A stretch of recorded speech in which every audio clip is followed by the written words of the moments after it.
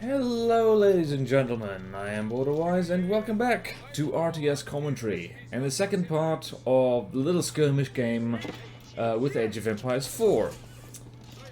Now, it has been a while since I've recorded the raw footage for this, so I've been mostly forgetting what on earth happened. Basically we are building up, getting fancy new technologies and all that kind of stuff, and having keeps and all that kind of stuff is, like, so nice. Like, castles are fantastic, both in real life and in video games. And there's our knights trundling off to do stuff. Ah, yes, this is actually where, like, my main offensive really begins. And again, like, I have no idea what the pro meta play for this kind of thing is. I think I did okay, I guess?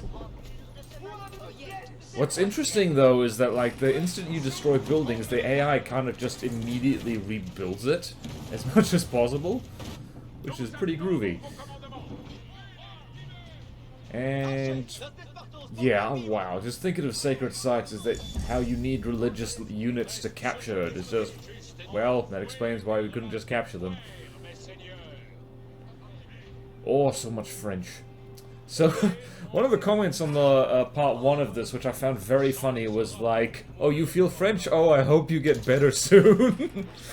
And also a lot of the comments in the last video were saying that I should play Age of Empires 2, like, specifically like the kind of updated remastered version. And hell yes, I am going to do that. Age of Empires 2, I never played it much back in the day, because it came out many years ago, like, yeah, it's like, it is, like, a very beloved game, and people still play it today for good reason. It's because it's good, eh? It's real good. And yeah, I'll definitely be doing an RTS commentary on that, or even more videos on it if people want. I feel that people are, as highly rated as Age of Empires 4 seems to be, the, like, Age of Empires 2, I think, still has a much, like, bigger following. So, yeah, like, I feel people will enjoy that more. Also, in this game, I'm somewhat miffed I didn't get to play around with wooden walls. Not wooden walls, stone walls. And it's interesting how, in this game, like, certain resources are finite. So, like, you do eventually run out of gold mines and stone mines and stuff like that, and thankfully there's ways around that. You can keep the game going, so to speak. In Age of Empires 2, like, I think pretty much every resource was finite. Except for farms, maybe, I think. I don't know. I don't remember. I'll need to refresh my memory with that. Alright, that was a... that was a thing, throwing things at my knights. And yes, Trebuchets, oh, I love them. I love their range in this game as well. Like, they have such range. Epic range. And it's funny how, like, throughout the whole game, like, all the AI players beat me towards Age 2, Age 3, and stuff like that. But I managed to get to Age 4 before any of them, and that's economy, baby. That's just, you, like, pumping everything you have into villages and stuff like that. And, yeah, I lose a lot of knights, but that's only because I use a lot of knights. You use them, you lose them, but also they do damn fine work. I forget just how much damage my knights end up doing during this game, but it's a lot. I think, yeah, they managed to, like, just basically drive off enemies off the sacred sites multiple times. They do a considerable amount of raiding and pillaging, and yeah, it's pretty cool, actually. Of course it's cool. Enemy neutralizing sacred site. Oh no! It's weird, actually, like, that sacred site kind of thing. People who don't know any better might assume that's like, oh, like, you basically cribbed that off of Dawn of War or something like that. Like games in which they have, like, strategic, tactical locations that you have to capture. And, not true, actually, because all the way back in Age of Empires 1, you have ruins, which is a winning condition. You take all the ruins and you win. And, yeah. It's interesting how, like, things come back around, so to speak. Where was I going with this? It's a slow, rainy day. I'm already sleepy, even though I've eaten multiple caffeines. And yeah, once again, like, I think the Mongols were... I think they were giving my ally a lot more trouble than they were giving me, but still, they felt like much more of a threat than the Russians, because they came and did a drive-by, like, in my freaking base, the cheeky buggers. And yeah, I'm being paranoid, and I'm, like, essentially putting keeps, like, all over the place. Because it's just the thing, like, yeah, it doesn't have to fight off the stuff completely, but it does act as a very convenient early warning.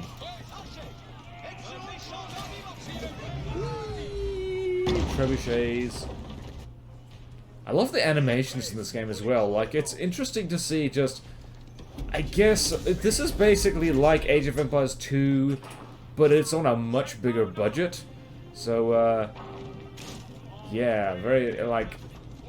Yeah, it's like all the little details and stuff like that, like the sounds, all the other stuff.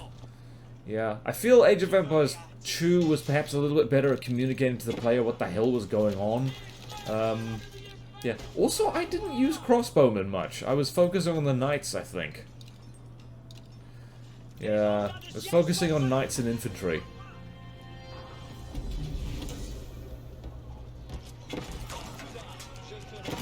Just moving the infantry in front of the trebuchet so they don't get messed with. It's interesting, like... I have so many friggin' little trading dudes. Just... should have built a market further away. Oh well. What else can we say? What's happening? This is where the game actually starts heating up. So last, in part 1, I was kind of going off topic, talking about history, talking about other stuff. This is where action is actually kind of happening, and things are heating up a little bit. And yeah, like, I keep getting distracted with what's happening because like it looks cool. And I'm just getting those trebuchets to just waltz in and just flatten stuff. And elite knights, yes please. Yes please, I like it. I'm making even more traders. Dick as hell. Population capacity reached. How dare you? How dare you breed? See, now, of course, like, one of the things I've been struggling with, recently, I know how to talk, is basically just, like, there's so many good games, but there's only so much energy I have to, like, play them, and it's only so much time in the day, which is kind of like, I remember the days in which I could just wake up at 9 on a Saturday, and I could just play games for, like, 12 hours straight, like, only stopping to, like... drink, eat, and go to the bathroom. I can't do that anymore. I really cannot do that anymore. I don't think there's a single game in my library right now that I could do that with. Because they're either, like, they just take too much energy. So what I'm basically saying is that I'm friggin' old. I'm over 30. And you young people watching this, enjoy your youthful energy while you can, because you might lose it. Some people don't. Some people are annoying and they can do that. But me, I've gotten very chill. I mean, somewhat chill. I don't know. Maybe? Look at those little infantrymen that upgrade to... It's interesting. I think, like, maybe there's actual cosmetic differences between all the, between the different factions' units. Even the ones which, like, are shared. Yeah, 5 trebuchets. Why not? It's interesting as well in the control groups, not in the control groups, in the single-player missions, which I've been continuing with off-camera because I feel like people have already covered them. If you want to see me do a full playthrough of, like, the campaigns of Age of Empires 4, like, do let me know. It's no biggie if no one wants to see that, because, you know, feels kind of impersonal. I kind of liked I think the campaigns in Age of Empires 2 was better, because it's just, what do we call it? It's just like, it feels more like you're a part of the story as opposed to, like, looking back on it with hindsight. Being, like, basically, like, I'm just like, the one that sticks in my mind is, like, whatchamacallit, it's the, Teutonic campaign, which is basically the Holy Roman Empire campaign in Age of Empires 2, with Frederick Barbarossa. And, the twist at the end is who exactly has been telling you the story. And, yeah, so it's really good. It's just like it's an engaging narrative. And you gotta remember that history is essentially about stories, because human beings, the way they, like, describe events, it's just kind of like, narrative is just something that we are in the habit of doing. We just can't seem to not do it. I don't know. I keep getting distracted by stuff on screen, which is fitting, because the stuff on screen is what I'm supposed to be commentating. Also, like, I'm not sure if you saw that, but once again, I just, keep mistaking, my ally for, like, enemy units, which is kind of stupid. Thankfully, I have an ally to take the brunt of me a little bit. If this was a 1v1, I think I would have done a lot worse. Because they kept poking them. And you see right there, like, the AI doesn't even flinch. It just kind of, like, you know, carries right along. And the great news about, like, the enemy just constantly trying to rebuild stuff in the same spot is that they're wasting a lot of resources doing that. Ah, boy. Oh, this is fun to watch. Video games are fun to watch. It's so good. It's so good. Alright, so now you have to go think of stuff. So now I basically don't have any stone, so to speak. So I'm just mining everything else.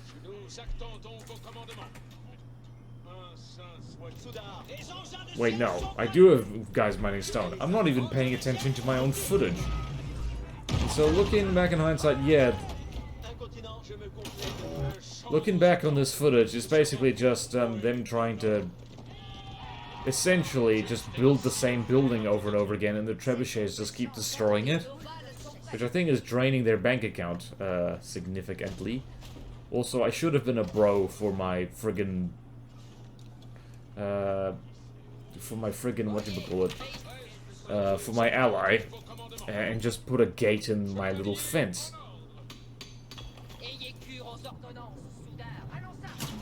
And you'll notice that I'm just sticking with the basics. I've just got I've made some cannons, cool. Cannons are so good.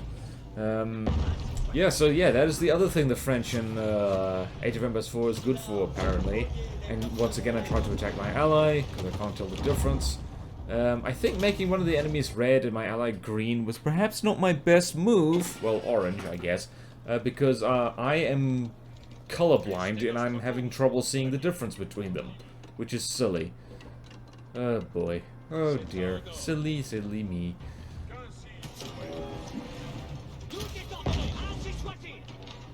And there's the cannons.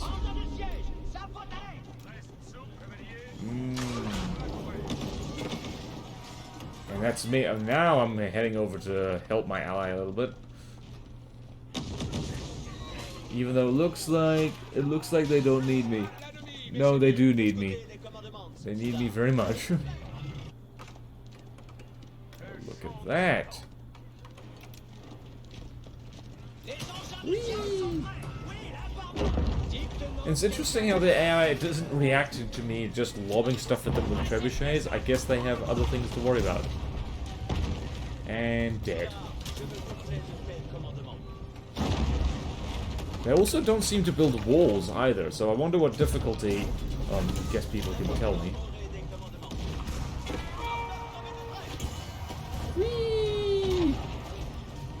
thank goodness. For Trebuchets not doing that much friendly fire. Or any, who knows. And that's my knights going and saving the day, thank goodness. Viva la Chevalier. I'm pretty sure Viva is Italian. So, or is it Spanish? I don't know.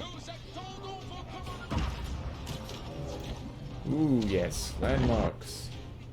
Destroy all enemy landmarks, build a wonder, control all sacred sites. Interesting that... It just occurred to me that if you don't build any landmarks, they can't win by... they can't win by destroying the landmarks, but also, you don't actually have anything that can fight with a dam. So, that's hilarious. And I don't know what that is. I think that's a market, and just like, I've destroyed it so many times. Yep, hello. No, you don't do trebuchet stuff. You don't do that.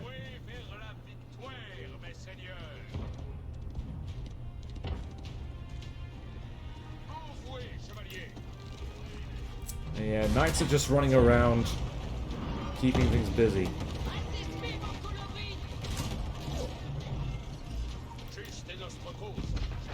And I'm wondering, like, at some point I just say, oh bugger it, get the knights in just to kill those villagers. Because I don't remember if I figured out yet what the hell's happening. I should do. I think this is it.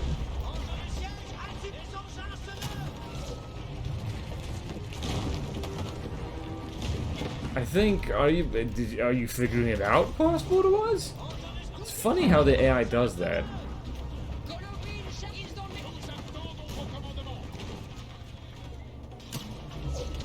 Come on, you figuring it out yet? Ah, that's a stable right there. Yeah, it's interesting playing this like you don't recognize stuff immediately. Also, it is hilarious, not to spoil anything, but... Oh wow, look at that, we got all the sacred sites. But anyway, not to spoil anything, but I flatten this whole settlement, so to speak, and then the AI, I go on, I move on, and the AI just essentially rebuilds it with everything exactly in the same place, which is really, like, hilarious to me.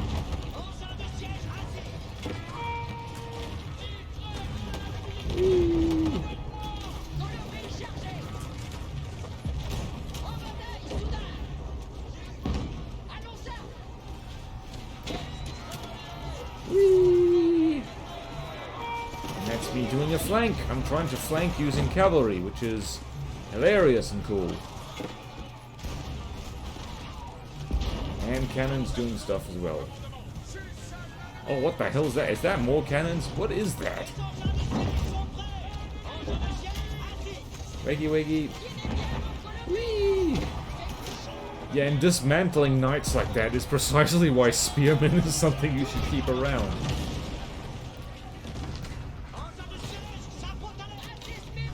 And it's interesting, like... Yeah, maybe it's just because it's intermediate AI that there's not a lot of defensive structures, because... Like, me being a natural turtler when it comes to RTS, I would have been putting, like, towers and, like, keeps and all that kind of stuff, like, all over the damn place. Like that, I think that wasn't a keep, but I think it was something else. We do. And this is me remembering that it's a good idea to keep the trebuchets safe. And also go for the villagers. You have to basically be a war criminal in RTS. You gotta go for the economy, and that means killing a whole bunch of innocent villagers, or perhaps not so innocent villagers, I don't even know. Yeah, I think... What the hell is that thing? I think it is just a friggin... whatchamacallit. I think it is just not a defensive building. I like how there's this one allied thing just kind of hanging out there. And this is me trying to figure out what the hell else to do with these villages. I'm saying, okay, screw it.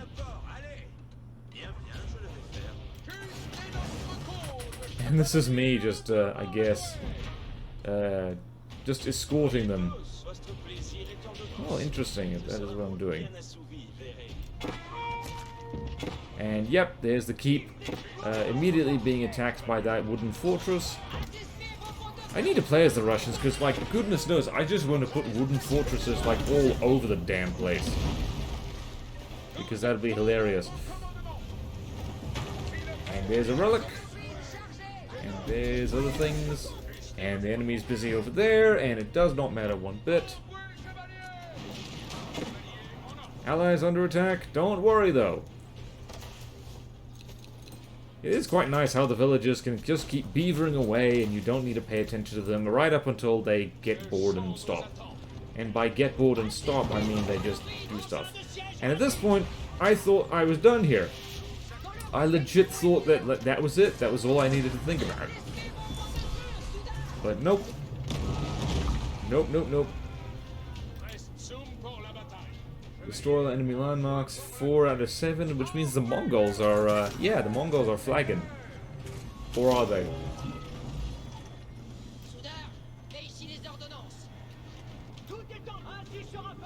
And that's me thinking, oh, right, that's done, I'll go deal with the Mongols now. But it turns out that, the Russians had built all the way up north, so they weren't out of the game just yet. Also, I keep forgetting about my priests here. Or monks, or whatever the hell you call them, chaplains. Oh boy. This was a fun game. I remember looking at the time and think, and once again I try and attack my ally because my colorblind ass can't see them properly. Oh boy. Somebody did mention that I should check whether this game has a colorblind mode, and I really need to, yeah, check that.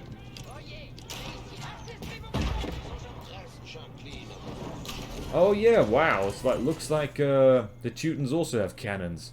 I guess everyone has cannons. The Ottomans definitely have cannons.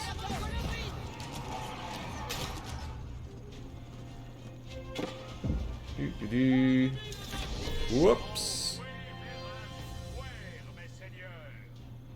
I think this is the point where I kind of like... Yeah, those keeps are no joke. Keeps are actually really strong. You do need siege weapons in order to take them on properly.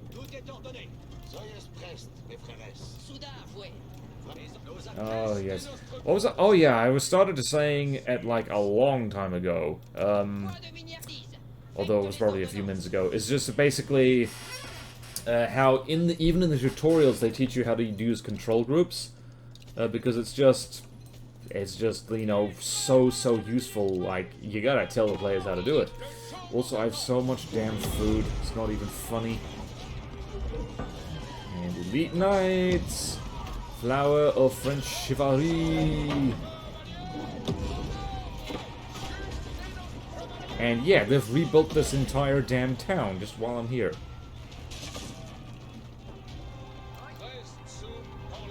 And that's like I'm saying, like, okay, well, we'll have to come straight back.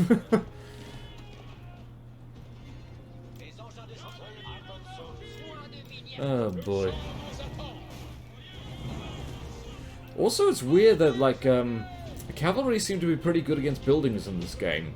I think they tear through buildings faster than infantry do, although that could be my imagination. It could be my imagination. I think my ally just straight up yoinked one of those relics. Or it was someone else. I don't know. There's battering rams and all that stuff. There's a keep. And there's me moving the keep somewhere else.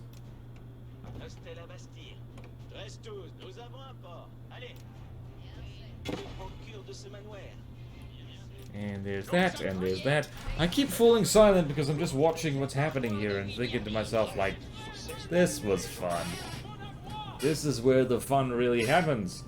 Just walking around with a big-ass army.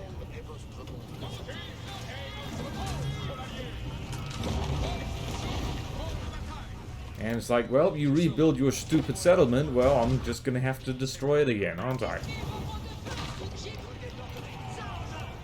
Whee! Why are you facing that way? Oh, that's why. You're trying to aim at villagers. And bam. Why did I click off just in time for that? Wooden fortress. I guess wooden fortresses are just like a cheaper, nastier form of keep, but I like it. I'm down. I'm down to clown. It's like, alright, you want to do that again, well, we can do that again. Also, weirdly enough, when I order the infantry around, I swear I sometimes hear female voices. Which is like, okay, like, people sometimes underestimate how much women were not allowed to do fighty things in pre-industrial times. Generally, they were not allowed at all, and like the boys would not have it, as saying, nope, nope, women's work, you do that. But like over centuries, like you do get the odd exception, and also you get a whole bunch of. There is the question of just like, hey, there could have been any number of women, or I guess just biologically female. Can't forget about the transgender and gender fluid people, who did exist, by the way, it's just they weren't called that because the term hadn't been invented, who basically enrolled as men, Polly Oliver style, and like just were never found out. Just, that could have been a thing. It's one of those things like you can't prove it, but also, it's like, if it happened once, it could happen more than once. Make of that what you will. But yeah, it's like people like Joan of Arc and the odd, like, suit of armor just, that is, like, rigged differently. Like, it's a suit of armor, a functional one, not decorative, not ceremonial or anything like that, but it's just, like, it's bigger around the chest and the hips, and it's like, it seems to be fitted, more for a woman's body type than a man's. And it's not 100% on par evidence, but it's like, it suggests that, like, you know, just like any law, just like any rule, just like any cultural trend, exceptions would have been made. If only because there are some people, and you can probably think off the top of your head immediately, that just like, they're just so ballsy, that like, they don't care what the rules are, they don't care what people expect of them, they want to do something, they're gonna do it. Joan of Arc is perhaps one of the most famous examples, even though one of the main ways she managed to do what she did was through, like, spirituality. She said, like, I'm on a mission from God to save France. And even though she was a 14-year-old, like, peasant girl, that is basically what she did. So, hey. It's apparently unknown, by the way, whether Joan of Arc, or Jeanne d'Arc of Doremy, to use her true name, whether she ever actually, like, fought, like, whether she actually, like, ran someone through with a sword. Like, maybe, maybe not, it's hard to know. I don't think there are any historical sources saying that she did that. She certainly led men in combat, but, and like, you know, rode into battle, full armor on a horse and all that kind of stuff. And she would have been trained, at least, but also it's hard to say. Like, it's one of those things that's like, even in modern day, I guess not even in modern day, it's like a lot of soldiers throughout history went to war, like, sure, a lot of them did kill people, obviously, but a lot of them, just through sheer dumb coincidence, probably didn't ever have to do that. And here's me building keeps just in case. I am like William the Conqueror, I build castles as kind of a nervous habit. It's saying, like, you never know. Castles are a good idea. Also, I think I flattened this whole unit of cavalry just because. And I keep driving my knights past that stupid keep and, like, you know, getting them killed, which is not ideal. Yep. And this sheep. Don't worry about the sheep. I don't remember what point I figure out that it's like, dudes, That's, they're like, you can't capture sacred sites using just knights. You just can't do that. And yeah, that's me just... That's not cavalry, I just realized. That's... Yep, you walked straight into the keep again, stupid. And almost got them killed. I think one of them did get killed. Damn it. Why do I keep losing knights in stupid ways? I really am role-playing as the French. Agincourt, Crécy, Poitiers. Like, if you know anything about the 100 Years' War, you'll know... Well, I mean, speaking of Joan of Arc, 100 Years' War. Like, she helped kind of bring it to its end, or close to its end. Yeah, just the French did not do well for a lot part of that, and part of the problem was they kept using knights badly, which is awkward because they, like, supposedly had, like, the best knights out of everybody. Like, you know, chivalry is a French word. They came up with the very concept. Yeah, and they got friggin' clobbered a lot. Not actually by longbows specifically, it was because it was combined arms. The English just got lucky in terms of terrain. They used a proper mixture of, like, archers and infantry and cavalry. And the French just kept charging in with the knights in situations that didn't suit them, and they kept fighting like unmounted. I forget which ones exactly they did that, but yeah, that's not their best move really. Also, I love the fact that you can have French knights regenerate out of combat. That's so useful, so incredibly useful. That's a Mongol Lancer by the looks of it. That just got cannoned. You gotta feel sorry for the horses and this kind of thing, because they don't know what's going on. They're just like, hey, I'm freaking out a little bit, but hey, it's okay. I understand what's happening. Well, no, they don't understand what's happening. That's the whole damn point. Yeah. I think, yeah, again, I'm sending my knights over there just to be like, hang on a minute. You get that horse archer nonsense out of here. And it's like, you just built up your town again? How dare you? How dare you? I'm going to friggin' flatten this Mongol town first, and then I'm gonna come straight for ye. And at this point, by the way, I'm like, damn it, I friggin' don't even know what to do with all these villages, so I'm just gonna build farms. I'm gonna build keeps and farms everywhere.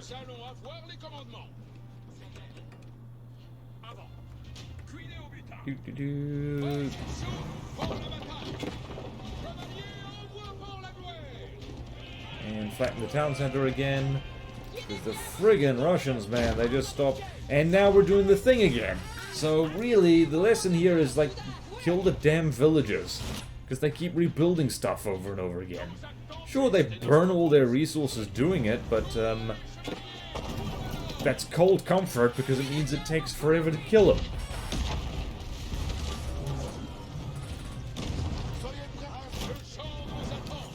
And see, this is where multitasking is very much happening, because I'm, like, laying siege to 2 separate towns at once. Oh, I just noticed we got 69 infantry units. Spearmen, men-at-arms. Like, are you gonna... Okay, now, there we go. And once again, I try and attack my ally because I think it's someone else. Yay! Murder, murder, murder. Oh, those are sheep! Almost murdered sheep by accident. Also, I love the touch of the Age of Mythology. Not Age of Mythology. It comes from Age of Empires 3, actually. Units use it just throwing torches at buildings to damage them. Which I think makes a lot more sense than hitting it with your sword a lot, which is what Age of Empires 1 and 2 did. As hilarious as it is, and fun as it is.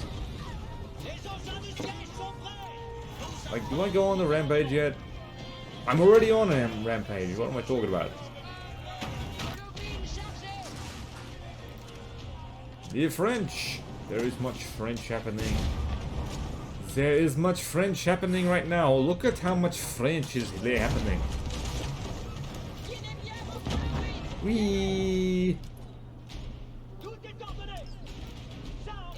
I wish I could speak French. I wish I could speak French so I could understand French. Do you need to understand French in order... What accent am I even doing? Do you need to understand French in order to speak French? And do you need to speak French in order to understand it? Is that a stupid question? I think it might be. I think that might be one of the dumbest things I've said. Which is... I guess... I don't know. I'm just overwhelmed by Age of Empire-ness and Frenchness right now. And it's like, oh, there's a lot of stuff up here. Let's just walk up there and annihilate it. Yeah, I am hearing female voices in there. Oh yeah, there it is. Oh, well, there we go. We won. Sweet!